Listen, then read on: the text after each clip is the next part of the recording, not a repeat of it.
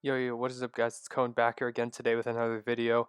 I tried to find the Russell Westbrook jersey for this one. I unfortunately couldn't find it, whether it's in my closet and I just can't seem to find it because it's messy as hell in there, or if I left it at home. I'm at college right now, so if I just left it back at home, I'm not sure, but I can't find it right now, but the show must go on. I have to talk about this Russell Westbrook game. He was phenomenal. If you do not know, of course, I'm a Thunder fan, and Russell Westbrook is my favorite player of all time. Even though he isn't still in OKC, he is still one of my favorite players. I watched him when I first started watching basketball. He is the reason why I fell in love with basketball. I fell in love with the Oklahoma City Thunder and why I'm here talking to you now. So I owe a lot of that to Russell Westbrook, and he put up a vintage performance tonight. I don't even want to say vintage, actually. He put up a Russell Westbrook performance because he's still capable of this. Uh, in the season, people have a lot of the time called him washed this year.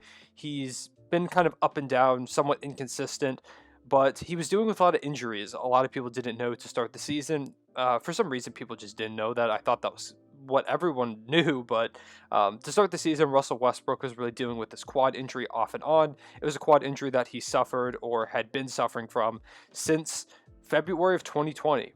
In January of 2020, if you remember, Russell Westbrook was playing for the Houston Rockets and he was killing it. He was having an incredible month. He had one of the best months of his career in that January of 2020, and then he unfortunately injured himself, and he just hasn't been quite the same since. He had been dealing with a bunch of injuries. There were times where he missed time to start the season because he just wasn't fully there. He tried to play through it, it just didn't quite work. And finally, Russell Westbrook finally seems healthy. People were talking about, oh, he lost all of his explosiveness. Oh, he can't get up anymore. Oh, he sucks now. None of that's true. While he's not quite the player he used to be, of course, he's not the Russell Westbrook of his MVP season. He's still really, really good, and tonight's performance proved that. I've been preaching it. I've been saying it. I've made videos in the past talking about how Russell Westbrook is not washed up. He's still a really good player, and tonight he showed that in a win over the Indiana Pacers without Bradley Beal. Westbrook put up one of his best stat lines ever, period, which is insane to say for a guy who averaged a triple-double, the first one to do so since Oscar Robertson, in an MVP season. He also broke the record for most triple-doubles in a season. He's put up insane stat lines, scoring 50 here and there, putting up a 20-20-20 game. He set some of the craziest NBA stat lines we've seen in the past decade, and honestly, ever. And tonight was one of his best performances statistically ever. I'll just get to the stats real quick, but I wanted to give all that context there because there's a reason why I'm so happy about this, not just as a Westbrook fan, but because Russ has endured a lot of slander. There's been a ton of people putting some disrespect on him, which I've never really understood. Maybe it's just because I'm a huge fan of his, but I have never understood why people don't like Russell Westbrook. If you don't like Russell Westbrook, or you know someone who doesn't and you know why they don't like him, or if you just understand it, let me know in the comments below why you think that's the case, because I've just never really got it. I know there are times where he makes decisions that don't quite make sense. There are some plays where there's so many other things he could have done, but Russell Westbrook is giving you 100% effort 100% of the time. He's always trying to make the play that he believes is going to make the most sense in that situation, and even if that doesn't always result in it being the best play, he's doing what he thinks is best, and you can't fault the guy for that. So, at the same time, he carried the Thunder franchise. He's our greatest franchise player, whatever. I'm going to get into his game now. Tonight, like I said, Indiana Pacers, no Bradley Beal. 35 points, 14 rebounds, 21 assists. That is a 35, 14, 21 triple-double. 2 steals and a block, and he shot 14 of 26 from the field, which is really, really good, and 4 of 6 from 3, which is 66% with 4 makes. That's crazy. That's a crazy stat line. And when I say it's crazy, I'm not just saying like it's crazy in this context of Russell Westbrook and his season so far. This was the first 35 plus point, 20 plus assist triple-double ever in the history of the NBA. No one has done it ever. Just Russell Westbrook. That's crazy. Do you know how many great point guards we've had in the past? We could talk about Oscar Robertson, who was like a walking triple-double at times.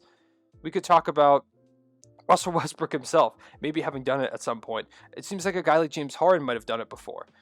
But no, it's just Russell Westbrook standing alone with that stat line. That's crazy. It feels like Russell Westbrook has so many of these triple-double records, and it really is kind of his legacy. I know there's the whole meme about Russell Westbrook chasing triple-doubles, but He's just so good in those three aspects of the game, rebounding, scoring, and playmaking, that he just makes them look so easy. He's normalized them. Before Russell Westbrook, the triple-double was something that was like sacred to NBA fans. A lot of people don't remember that. Before Russell Westbrook, when someone got a triple-double, you're like, oh my God, that's crazy. That's such a cool stat line. Then Russ just started doing it for fun, for the hell of it, in his MVP season. And since then, it's just been kind of like, oh, he got a triple-double, that's cool, I guess. He's really normalized it. And to put up a performance like this, where he's the first one to have this specific stat line in a triple-double ever, is just so Russell Westbrook of him, and also very amazing. He also tonight, in the similar vein of the triple-double thing, became the Wizards franchise leader in triple-doubles. He's played half a season for them. Just changing franchises everywhere he goes.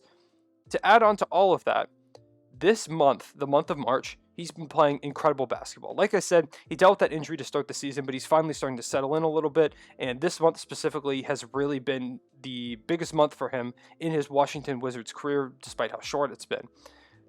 Like I said, in that January of 2020, he was playing some of his best basketball ever. Then he had that injury. Now he's getting healthy, and this is what he's putting up this month of March. 25.5 points per game, 10.5 rebounds, 12.4 assists, 2 steals, 45.6% shooting from the field, and 37.3% from 3. And I'm pretty sure that's including tonight's stats. I'm not 100% sure on that because I'm not sure if NBA.com had updated when I saw these stats, but I'm pretty sure that does include tonight's stats. 25.5 points per game for a guy that a lot of people said couldn't score, 10.5 rebounds for a guy that a lot of people said lost his athleticism, 12.4 assists for a guy that doesn't have a lot of offensive weapons on this team. Bradley Beal is a great offensive player, but beyond him, especially when you lose a guy like Thomas Bryant for the season that I really wish was healthy, not just for his playing sake, but for the sake of the Washington Wizards. I thought he was going to be a breakout candidate this season, and of course he suffered that injury very early in the season. Hope he gets well soon. Would love to see how he plays coming back next season. He was a huge offensive threat. Davis Bertans has been super inconsistent. A lot of nights, their third best offensive player has been Rui Hachimura, and nothing against Rui Hachimura, but he's very young and he's still developing that offensive game.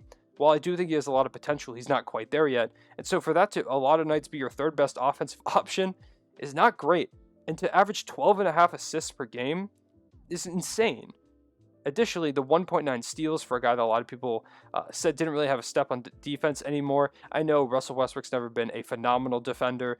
I know steals also aren't indicative of defense, but it is still an impressive number. And efficiency, something that's been the huge knock on Russell Westbrook for his whole career. And I get that. As a Thunder fan, the inefficiency, it was a thing. It wasn't just something that was made up. He has been inefficient compared to a lot of guys throughout his career. But tonight, over the course of the last month, 45.6% from the field and 37.3% from 3.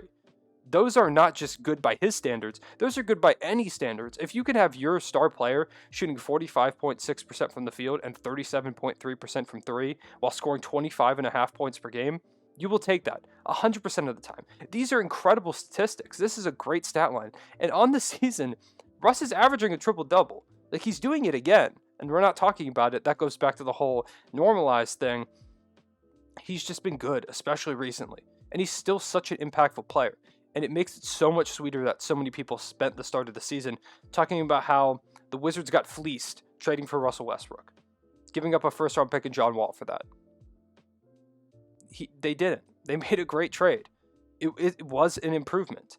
And Westbrook being called washed to start the season and putting up stat lines like this, stat lines that look like his MVP self, and the player that made me fall in love with basketball, it's just so cool to see, man. I just love watching him play basketball, loved watching him on the Thunder for years, loved watching him on the Rockets, loved watching him on the Wizards. And I'm always going to support the guy because, like I said, he is super critical to really my life. The way that my life has gone and falling in love with basketball, he was a huge part of that. I probably wouldn't be here talking to you guys if it wasn't for Russell Westbrook, and to see him succeed in the face of so much hate, so much disrespect is so cool to see.